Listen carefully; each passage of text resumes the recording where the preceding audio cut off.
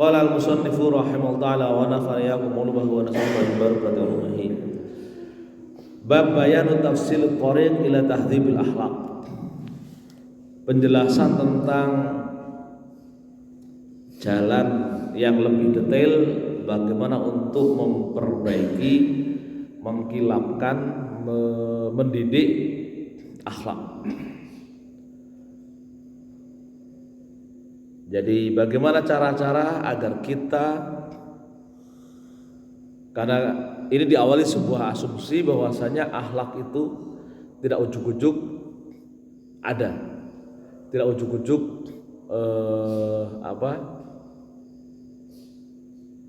tahu-tahu kita baik, tapi akhlak itu memang muncul melalui sebuah proses.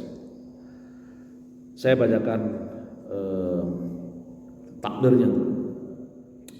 Wa qad tahaqqaqat anna al-akhlaqul hasanah taratan takunu bit-tab'i wal fitrah. Ada kalanya akhlak itu memang ada atau tumbuh atau bagian dari karakter, tabiat dan fitrah. Wa taratan takunu bi'tiyadil af'al jamilah, tapi juga kadangkala muncul karena kebiasaan melakukan pekerjaan baik. Wa taratan bimusyahadati arbabil fi'l jamilah wa musahabatuhum wa hum quranaul khair. Tapi ada juga yang ketiga itu terbentuk karena lingkungan tanpa sadar karena berteman dengan orang baik. Jadi teman itu banyak mempengaruhi baik tidaknya perilaku seseorang. Kalau temannya baik, maka akan sangat membantu kita dalam membentuk sebuah perilaku yang baik. Tapi kalau temannya buruk, ya nanti akan terbentuk perilaku yang buruk. Kita punya teman suka ngerokok, paling nanti ujung-ujungnya ikut-ikutan ngerokok kan gitu ya. Kita punya teman suka narkoba misalkan, walaupun kita berusaha untuk mempertahankan diri, mengendalikan iman kita, kadang ketika iman kita dalam masalah, nanti tahu-tahu larut, ikut. Jadi makanya teman itu juga penting. Begitu pentingnya kita itu memilih teman, maka Rasul juga memberikan apresiasi. Salah satunya adalah teman yang baik ke depan di akhirat itu nanti akan mampu memberikan pertolongan. Ya bahasa agamanya syafaat ya. Karena teman yang baik. Jadi itu yang kemudian dalam bahasa keseharian kita sering kalau ada tetangga kita, saudara kita selalu ditanya kalau ketika meninggal, apakah dia termasuk min ahlil khair, apakah dia termasuk orang baik, kita selalu jawabnya baik. Itu adalah bukti bahwasanya kita nanti sangat membantu yang lain yang menjadi teman kita ketika nanti di akhirat. Jadi kalau ditanya apakah yang bersangkutan itu min ahlil khair, baik, walaupun orangnya nggak baik, kita tetap akan bilang baik. Karena teman, tetangga itu bisa memberikan syafaat. Teman, tetangga itu bisa memberikan, teman yang baik tentunya. Kita selalu saling menasihati. Maka pentingnya kita sebagai teman salah satunya adalah saling mengingatkan. Jadi ini yang disebut wahum quranaul khairi ikhwanus shalah. Mereka adalah teman dalam kebaikan yang menjadi saudara dalam perbaikan. Kenapa? Karena idtab'u yasruku min tab'i syarri wal khairi jami'an. Tabiat itu ngambil tabiat ya yang buruk dan baik sekalian. Jadi nanti tinggal kita yang mampu memilah. Karena semua itu kalau misalkan kita nggak dibekali ilmu, maka seluruh amal perbuatan kalau kita nggak punya ilmu akan dianggap baik, kan begitu ya. Maka ilmu nanti akan men-screening mana perbuatan yang sesuai syariat dan mana yang tidak. Itu pentingnya ilmu kan di situ. Anak itu kalau misalkan dari lahir diajari mencuri dan dia tidak dikasih tahu kalau mencuri itu adalah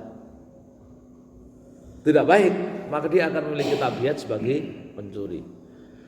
Anak itu kalau misalkan dari kecil lingkungan keluarganya suka ngumpat orang, ngomongin orang, sampai gede pun ngomongin orang, ghibah menjadi hobi.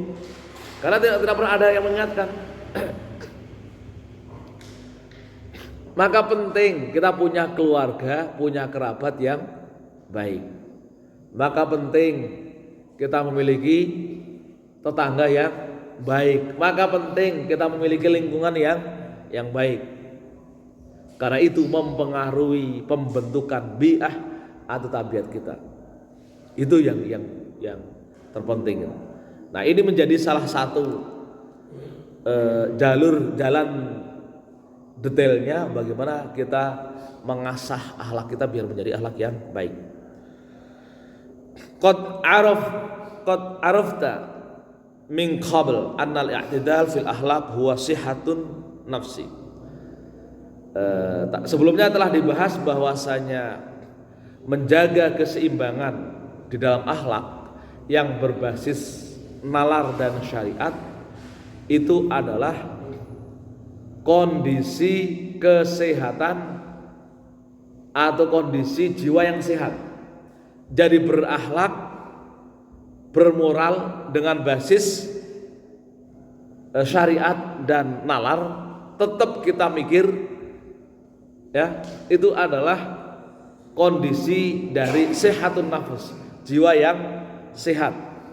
Jadi beragama itu tidak boleh, bukan tidak boleh, tidak bisa hanya kita itu secara membabi buta menjalankan perintah agama. Karena perintah agama itu selalu tidak berada di ruang yang kosong.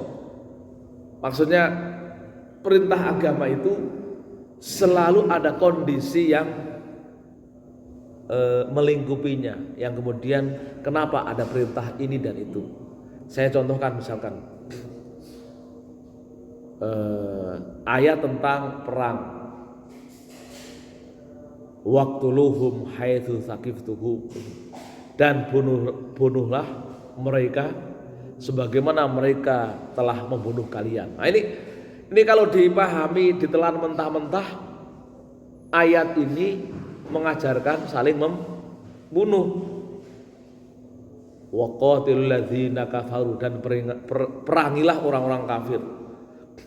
Kalau kita mentah-mentahan apa yang diperintahkan di dalam Quran kita laksanakan, ya begitu. Kita kemana-mana membenci saudara kita yang berbeda keyakinan. Kenapa? Katanya perintah Al-Quran.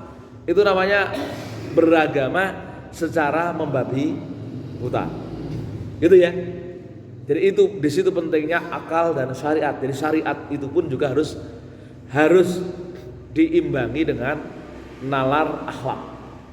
Biar syariat bisa benar ketika kita melaksanakan. Di Quran itu banyak perintah-perintah yang kalau kita laksanakan secara hitam putih itu berbahaya. Selain tadi ayat pembunuhan, ada ayat lagi tentang misalkan tentang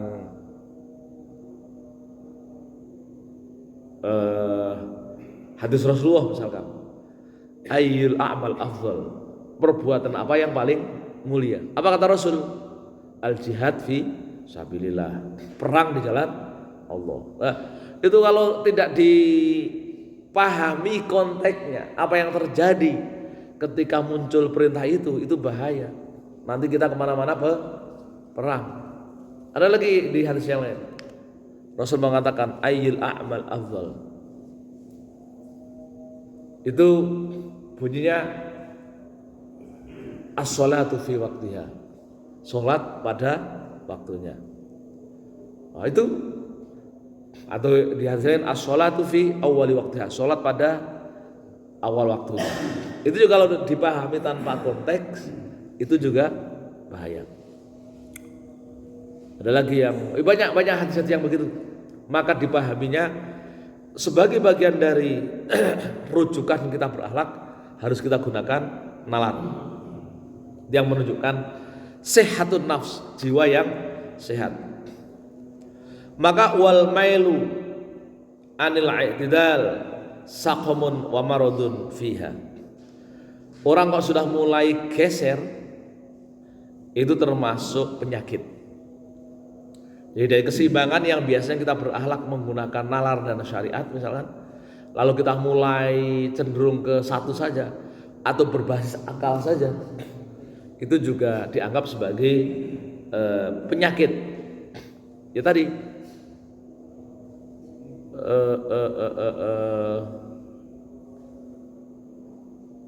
yang banyak itu ya kasus misalkan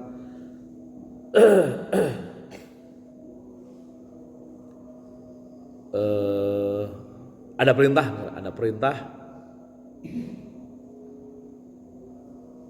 sampai kemudian kita menangkap sholat jamaah misalkan.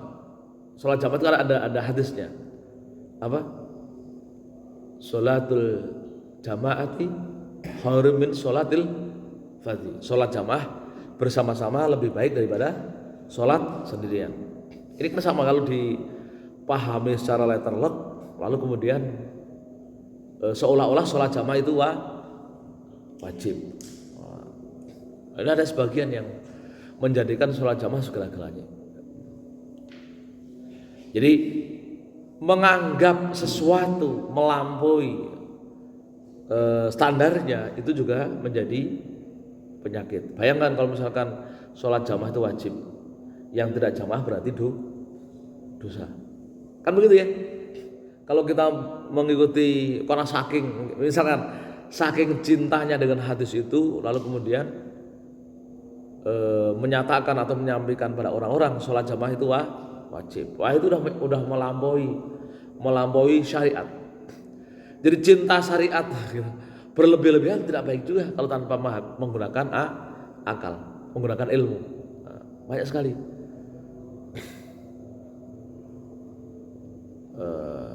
Kemarin yang saya sebutkan, orang yang beragama seperti itu dianggap sebagai beragama menggunakan hawa nafsu. Kata Syekh Ibnu Athaillah As-Sakandari menyebutkan min alamati ittiba'ul hawa al-musara'ah fi af'alin nawafil khairat wa taqasul anil mujibat atau anil wajibat. Tanda-tanda dari orang yang beragama mengikuti hawa nafsu adalah bersemangat dalam mengerjakan yang sunat, tapi bermalasan dalam mengerjakan yang wajib. Kemudian saya contohkan orang lebih suka qiyamul lail, kan ya,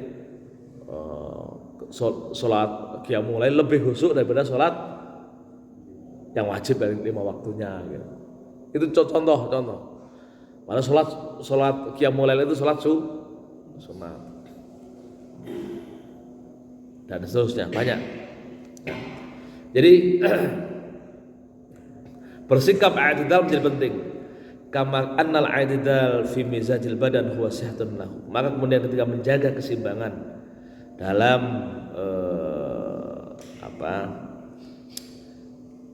keseimbangan badan itu adalah kesehatan.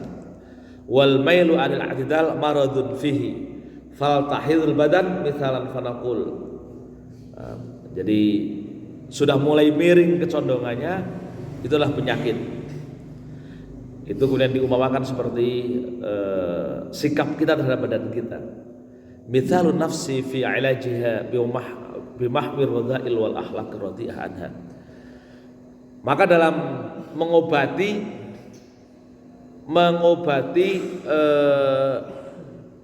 tumbuhnya atau menghilangkan atau mengendalikan pertumbuhan akhlak yang buruk pada diri kita, cara pengobatannya adalah bimahwir radha'il wal akhlaqur radhi'ah anha, dengan cara menghilangkan, menghapus akhlak-akhlak yang jelek dan akhlak-akhlak yang tidak terpuji.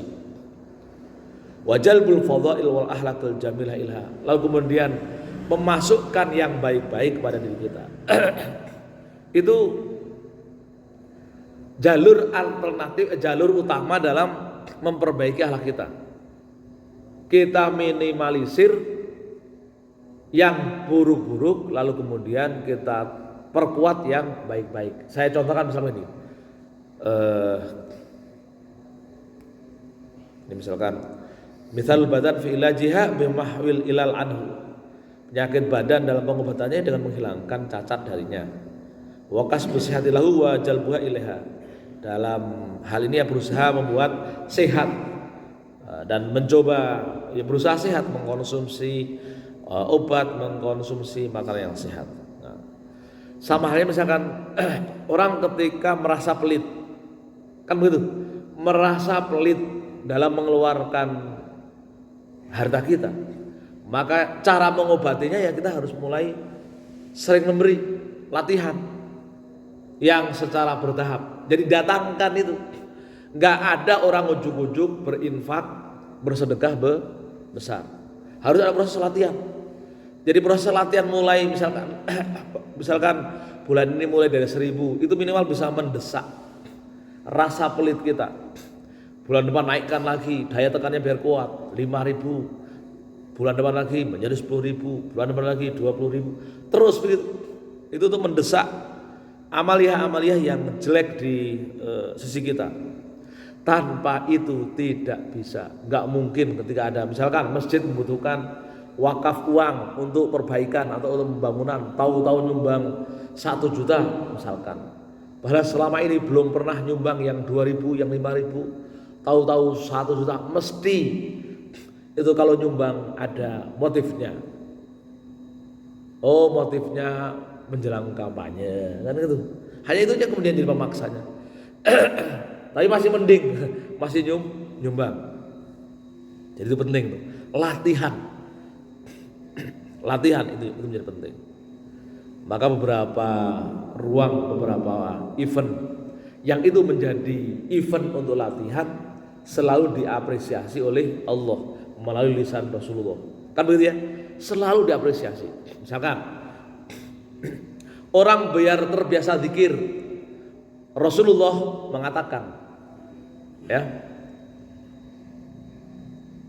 atau hadis qudsi, ya, ad-dunya mal'unatun mal'unun ma fiha illa dzikrullah wa alimun wa mutalimun.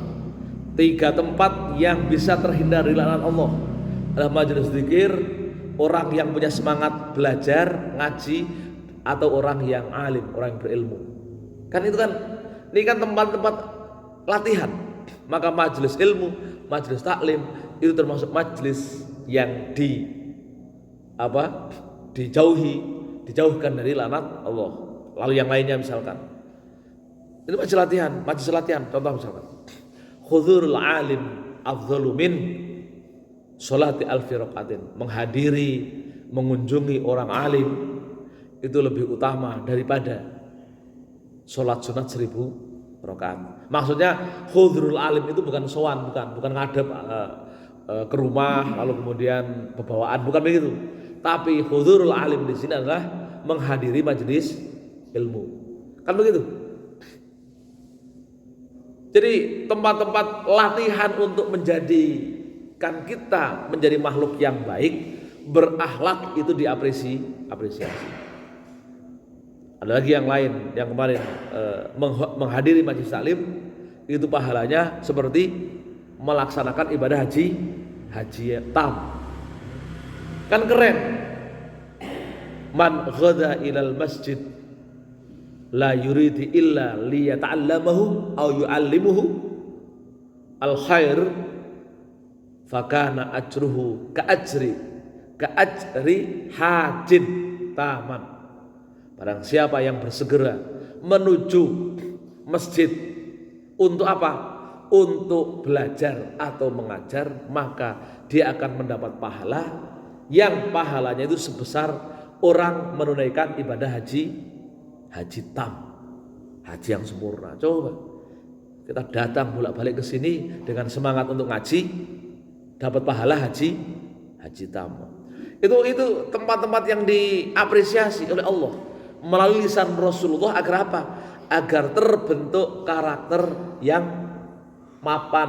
Kita betul-betul menjadi orang yang berakhlak atau bermoral. Kan begitu. Fakadzalika kullu mauludin yuladu mu'tadilan sahihul fitrah. Setiap anak itu dilahirkan dengan fitrah yang sahih. Dia membawa bawaan yang benar. Anak itu lahir, ketika lahir itu dia membawa bawaan yang benar. Wa innama abawahu yuhawidanihi ayunassiranihi ayumajjisanihi. Tapi lingkungannya, orang tuanya, bapak ibunya, saudara-saudaranya yang merubah karakternya. Kalau dalam hal agama bisa jadi berubah menjadi Yahudi, bisa berubah menjadi Nasrani, bisa berubah menjadi Majusi. Jangan dilihat hadis ini itu sebagai agama. Memang teksnya agama, ya kan? Kullu mauludin yuladu alal fitrah. Kalau bahasa agamanya lah, ya setiap anak itu lahir dengan fitrah Muslim. Lalu kemudian anaknya, keluarganya, lingkungannya menjadikan anaknya menjadi Majusi, Yahudi atau Nasrani. Tidak hanya itu sebenarnya. Kalau mau lebih luas lagi tafsirannya, hadis ini bisa ditafsirkan. Setiap anak dilahirkan kondisi baik, tapi ini yang kemudian orang tuanya, lingkungannya, yang dia menjadi berakhlak seperti orang Yahudi. Yahudi itu sudah dilokalisir di Israel sana, meskipun itu bukan Yahudi yang sebenarnya. Maka Yahudi sekarang itu yang tertinggal adalah karakter. Yahudi itu yang tertinggal adalah karakter. Apa beberapa contoh karakter Yahudi itu yang dalam Quran dianggap tidak, dalam hadis dianggap tidak baik? Contoh misalkan sifat-sifat Yahudi itu suka membunuh nabi-nabinya. Jadi pemimpinnya kalau nggak cocok dibunuh. Kan banyak itu, selalu menjadi provokasi untuk membunuh pemimpinnya. Nabi Yahya itu sampai dimutilasi. Nabi Yahya itu kan ceritanya kan dikejar oleh Bani Israel, lalu ketika bersembunyi, pokoknya pengen dibunuh aja nabinya. Kan begitu. Nabi Isa itu kan dikejar oleh bangsanya Yahudi. Nabi Isa itu kan dikejar-kejar mau dibunuh, yang kemudian Allah mengangkatnya ke langit. Kan gitu. Lalu kemudian Allah menyerupakan si siapa namanya? Santri yang murid yang berkhianat, ya. Mirip seperti Nabi Isa. Karena rupanya orang Yahudi itu mudah terprovokasi. Karena berita hoax itu dia belum kenal namanya Isa. Lalu tapi ngejar-ngejar Nabi Isa. Akhirnya nuduh si muridnya Nabi Isa itu sebagai Isa, yang kemudian nanti disalib itu. Nah, contoh Yahudi itu orang adalah karakter tidak mudah bersyukur. Contoh di dalam Nabi Musa itu melarang, ada syariat dilarang hari Sabat itu bekerja. Kalau kita mungkin Jumat, hari Sabat, hari Sabtu itu dilarang untuk mencari ikan. Kan begitu? Itu dilanggar. Jadi saya nggak nyari ikan. Jadi bahasanya diakalin, itu larangan itu diakalin. Jadi suka ngakal-ngakalin syariat. Itu karakter Yahudi. Jadi dulu ada perintah dilarang nangkap ikan hari Sabtu. Ini Yahudi, Pak. Kalau sekarang nggak apa-apa, nggak ada syariat. Di Islam nggak ada. Cuman zaman dulu ketika zaman Nabi Musa itu ada larangan untuk nangkap ikan hari Sabtu. Nah, biasa sementara di hari Sabtu itu ikannya banyak sekali. Gimana nggak tergiur kan gitu. Akhirnya ngakali syariat. Jadi hari Jumat malam pasang jaring, nanti minggunya diambil. Itu ngakali syariat. Teman yang ngakali syariat. Kalau ditanya kenapa kok tetap nakal, bawel, namanya, nakal, nyerengkel, tetap mencari ikan di hari Sabtu? Saya enggak, saya cuma hari Jumat naruh jaring, ngambilnya kan hari Minggu. Padahal pas hari Sabtu itu ikan-ikan yang ngumpul dan masuk ke jaringnya, saking banyaknya itu karakter Yahudi. Nah ini yang disebut sekarang itu bukan orang Yahudi yang patut dibenci, tapi karakter atau akhlaknya yang mirip akhlak Yahudi. Kira-kira begitu. Atau yumajisani atau yunasun. Itu karakter-karakter buruk. Nah itulah yang peran orang tua kita menjadikan mereka menjadi ber-Yahudi, bermajusi, ber-Nasrani. Bayangkan kalau kita hidup di keluarga yang setiap hari ketika bapaknya, ibunya, atau kakak tertuanya kalau ngumpul ngomongin orang gitu kan, ya anaknya akan fasih juga sampai ilharnya itu jelas karena lingkungannya melatih dia ngomongin orang. Jadi akan menjadi kebutuhan. Maka kalau orang tuanya sering ngomongin orang, ya akan membentuk lingkungan dan anaknya akan terbiasa ngomongin orang. Tuh. Jadi itu penting itu. Maka kemudian sekali lagi ini dalam penjelasan tentang yuhawidanihi au yunassirani ayumajinasi ai bil i'tiyad wa ta'lim taktasibur radha'il, dengan membangun kebiasaan atau lingkungan pendidikan yang memperkokoh akhlak-akhlak yang buruk. Jadi bukan agamanya. Keren kitab ini. Sudah memberikan penafsiran, bukan agama yang dibidiknya tapi akhlaknya.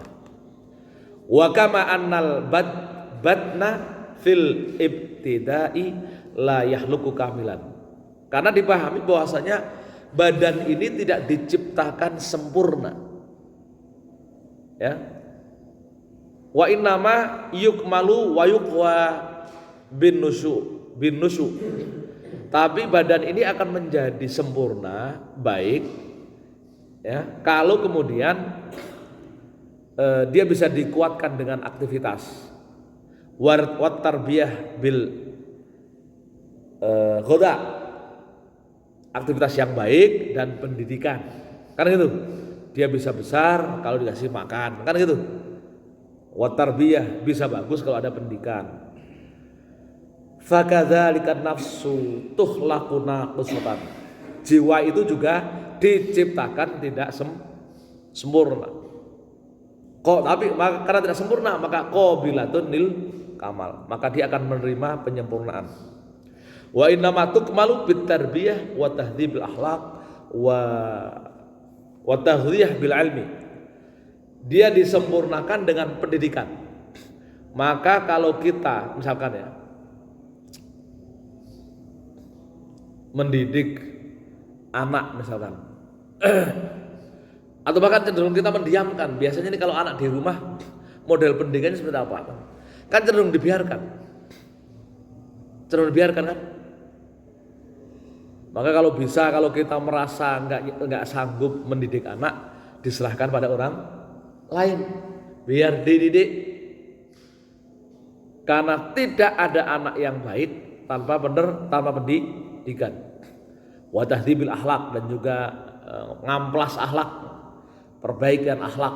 Wa taghdiyatu bil ilmi, dan diberi makan dengan apa? Dengan ilmu. Ini yang kemudian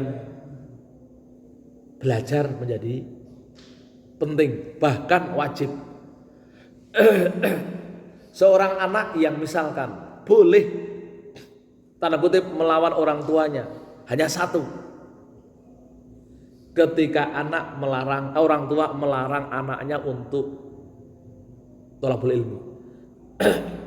Anak kalau dia punya semangat untuk thalabul ilmi boleh menentang perintah orang tuanya. Hanya itu aja. Boleh meninggalkan, boleh menolak perintah orang tuanya. Dalam hal thalabul ilmi. Punya anak misalkan pengen mondok, orang tuanya nggak setuju, dia dibolehkan lari, meninggalkan, boleh. Padahal sama-sama wajib kan, taat orang tua wajib, thalabul ilmi wajib, tapi lebih diprioritaskan thalabul ilmi, karena dia termasuk taghdiyah bil ilmi. Jadi begitu. Nah, apakah kemudian orang tua ketika melarang anak untuk menuntut ilmu, gimana hukumnya? Ya, secara lahiriah sih bisa dianggap dosa, gitu ya. Melarang anaknya untuk menuntut ilmu. Anaknya pengen sekolah, pengen mondok, lalu orang tua melarang, nggak usah, nggak ada manfaatnya misalkan. Nah itu malah dosa. Tapi kalau misalkan karena nggak punya uang, ya diskusikanlah dengan baik, karena tidak semua pendidikan membutuhkan uang. Carilah, kalau misalkan butuh uang, itu ya cari lembaga pendidikan yang tidak begitu mengeluarkan uang yang banyak, kan begitu. Wa kama annal badana in kana sahihan fasa'nu tabib tamhidul qanun al hafid lisiha wa in kana maridan fasa'nu jalbus sihah ilaihi. Jika badan itu sehat, maka tidak banyak membutuhkan dokter. Udah sehat, ngapain pakai dokter? Nah, tapi kalau kemudian dia sakit, baru kemudian membutuhkan orang yang bisa membantu menyehatkan. Itu gambaran fisiknya itu. Nah, sama. Wa kadzalika nafsu minka in kanat zakiyatun tahiratun muhadzabatan. Dengan jiwa jika kondisinya sudah suci, maka fayam bagi antas'a lihifdhiha, maka wajib untuk menjaganya. Wajalbu mazidil quwwah, dan wajib menambah kekuatan yang baik itu. Jadi waqtisabu ziyadati safaiha, dan berusaha menambah kemurniannya. Jadi anak sudah baik, lalu kita melihat baik, itu nggak boleh kita biarkan, harus dibekali biar dirinya anak itu makin tambah baik. Dengan apa? Ya dengan pendidikan yang baik. Jangan dibiarkan. Kalau dibiarkan ada dari luar nilai-nilai buruk, dia akan mendesak baiknya. Sementara kita tidak pernah mengatakan ini buruk loh, bahaya itu. Maka bisa dipastikan dia akan menjadi buruk. Contoh yang sering muncul di kita itu tradisinya adalah memanggil teman kita dengan gelar yang buruk, kan begitu? Itu kan lingkungan.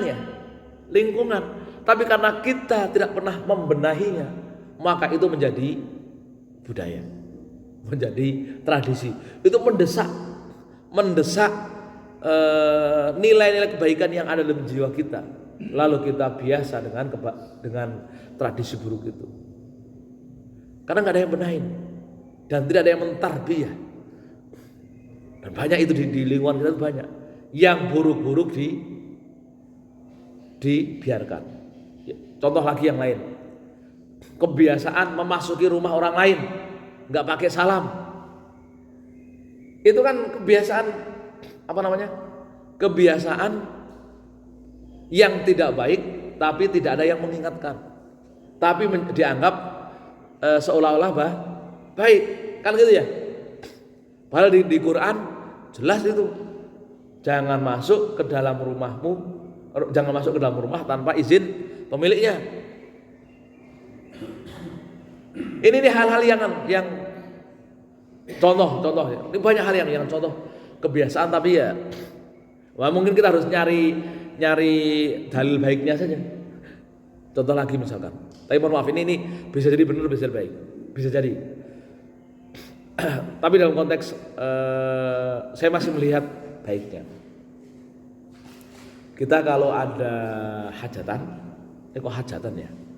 Selamatan, ada makanan, cenderung kita kan bawa pulang, kan itu ya? Ya.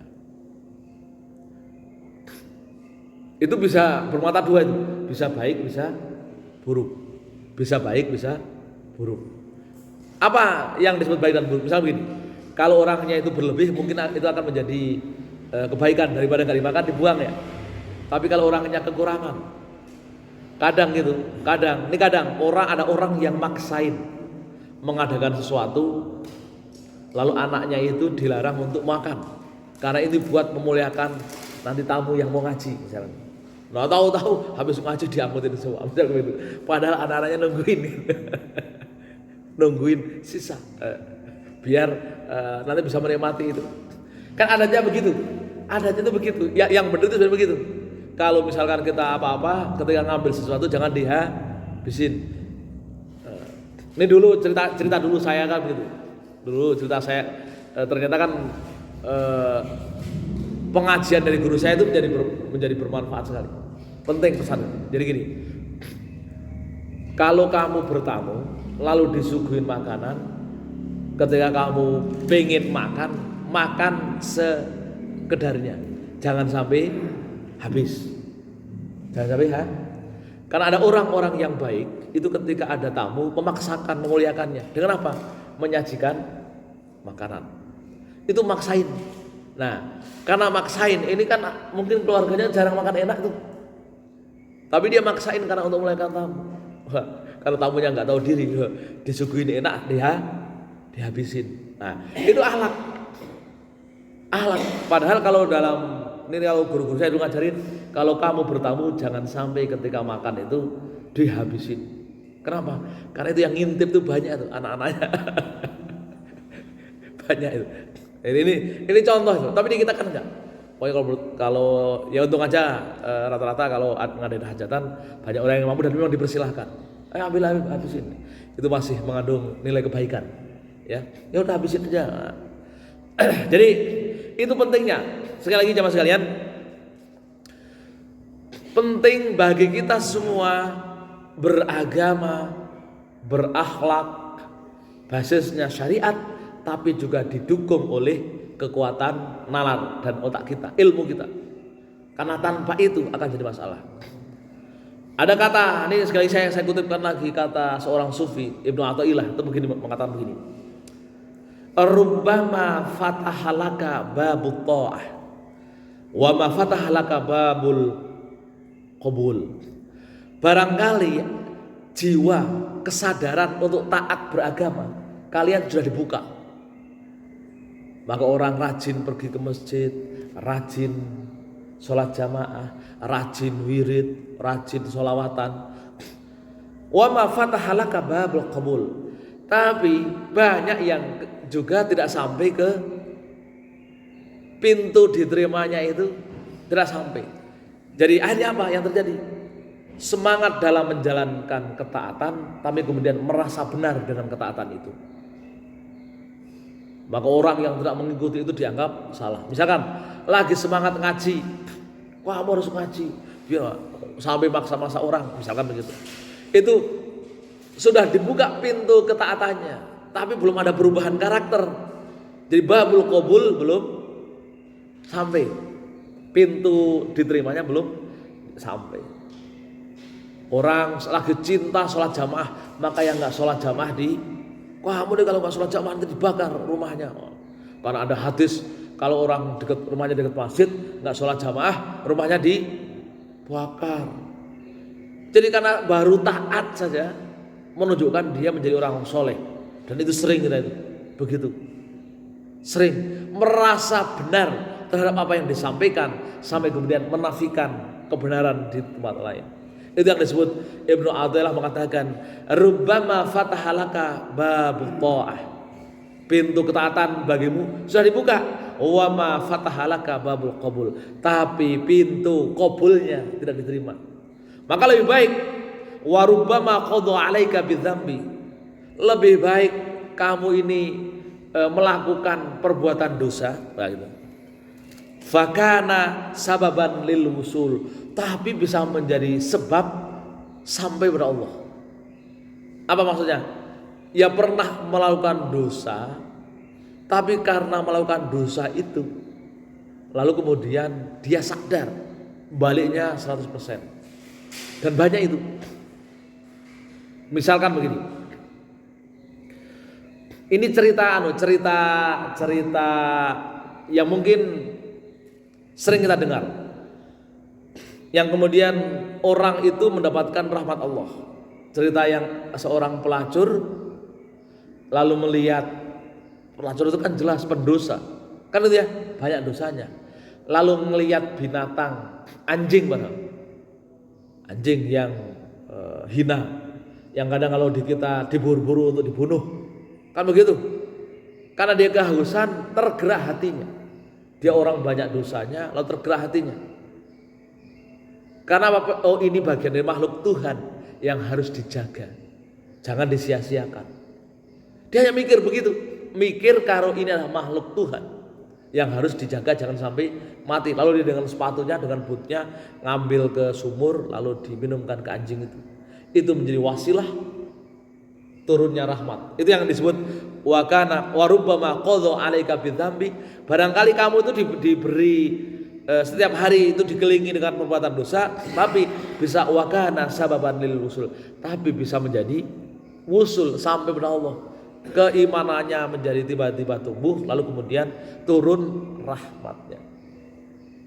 Nah, itu keren Bang itu. Jadi jalan kebaikan itu karena kita sudah terlanjur alhamdulillah menjadi orang baik, maka tugas kita saat ini adalah mempertahankan kebaikan itu jangan sampai tergusur.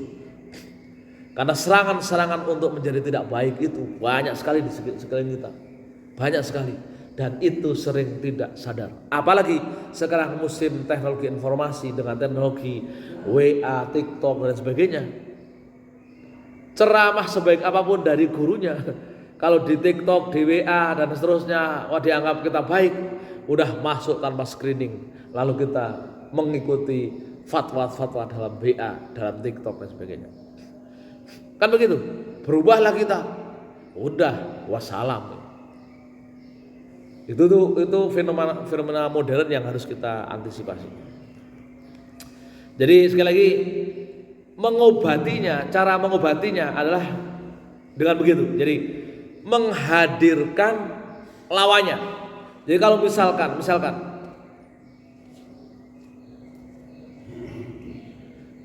kalau ibaratnya kalau badan panas, fa in kanat min haratin fa bil burdati, maka ya diobati dengan memberikan pendinginan. Wabil aks, badan dingin ya cari yang hangat. Fakadzalika radhilah, begitu dengan hal yang buruk. Allati hiya maradul qalbi, yang itu merupakan penyakit hati. Ilajuha bidziddiha, penyakitnya dengan lawannya. Fayu'aliju maradul jahli bita'alum, kalau tahu bodoh ya belajar. Persoalannya banyak kita yang tidak tahu kalau kita bodoh. Itu celaka sekali. Banyak dari kita yang tidak tahu kalau kita tidak tahu. Maka kita harus menaikkan agar kita tahu kalau kita tidak tahu. Maka nanti motivasinya adalah belajar. Wa maradul bukhli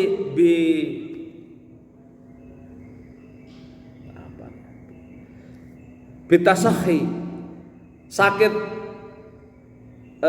bukhli, penyakit kemeditan, itu ya obatnya dengan dermawan, kan itu. Wa maradul kibari bitawadhu, penyakitnya sombong ya dengan tawadhu. Wa maradul syarrihi bil kafi anil mustahata kalufan, penyakit-penyakit semua yang buruk itu harus ditahan. Jadi inilah yang kemudian dianggap sebagai li'ilajil abdanil marudhah, sebagai obat bagi badan yang sakit. Nah,